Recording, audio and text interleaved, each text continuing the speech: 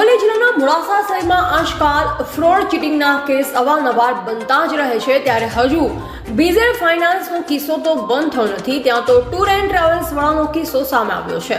લોકોને પ્રયાગરાજના નામે ધૂતી ભાગી ગયો।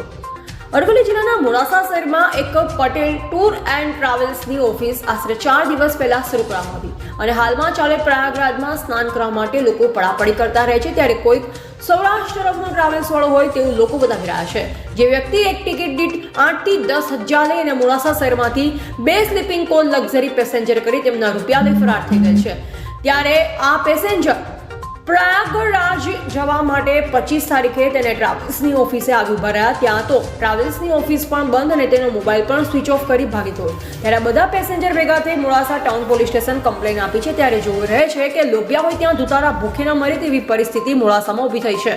ત્યારે પ્રયાગરાજ જવા માટે તૈયાર થયેલ શ્રદ્ધાળુઓને તેમના રૂપિયા પોલીસ પરત આપી શકશે કે નહીં તે એક ચર્ચાનો વિષય બન્યો છે, કેમ કે આમાં જેના અડધા લોકો ઉછીના પાછીના કરી ટિકિટ કરી આવ્યા હતા। એવા રાજકમલસિંહ પરમાર, ભારતની અસ્મિતા, અરવલ્લી। મારું નામ તરુલતાબેન હર્ષદકુમાર જોશી, હું મોડાસા પરમહંસ સોસાયટી માલપુર રોડમાં રહું છું, સહયોગ પેટ્રોલ પંપની સામે।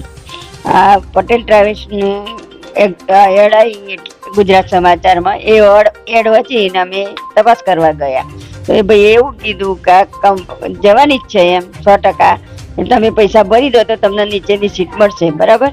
એટલે પૈસા અમે તાત્કાલિક ભરી દીધા ગૂગલ પ્લે, પછી અમે પૈસા અમને ખબર પડી કે નથી બરાબર, એ પૈસા પાછા માંગ્યા। એ ભાઈ એમ કીધું કે તમે આવો બેન લઈ જાઓ, પણ અમે ઓફિસે ગયા તો ઓફિસ બંધ, અને તે દિવસથી ઓફિસ બંધ જ છે, આ દિવસ સુધી ઓફિસ ખુલ્લી નથી।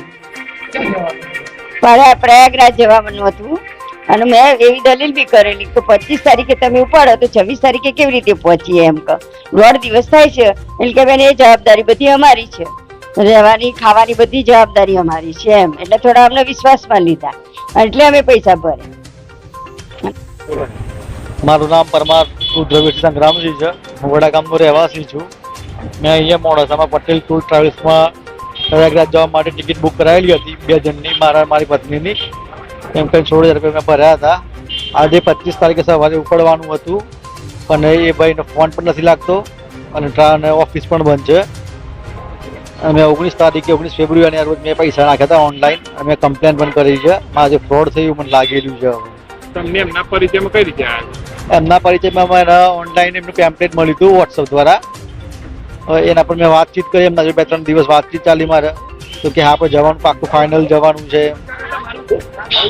અને પછી મેં એમને ઓનલાઈન પેમેન્ટ કર્યું અને એમને મને કીધું સ્લીપર કોચ બસ હોય તો વાંધો નહીં આવે, તમે આરામ જઈ શકશો, આરામથી ફરી પણ શકશો, 8-10 પ્લેસ ફરવા માટેના છે એમ કરીને મને એમને વાત કરી, એટલે હું 8-10 પ્લેસ જોઈને ફરવાનું સારું છે બધું 8,000 રૂપિયામાં એમ કરીને મેં ભરી દીધા પૈસા ઓનલાઈન, એમ કરીને 2 જણના પૈસા ભર્યા હતા મેં 16,000। મારા જેવા 50-100 માણસ હશે હજી બીજા, પણ એ કોઈ હજી જે ખાતા નથી હાલમાં, નથી અત્યારે હાલમાં એટલા હશે।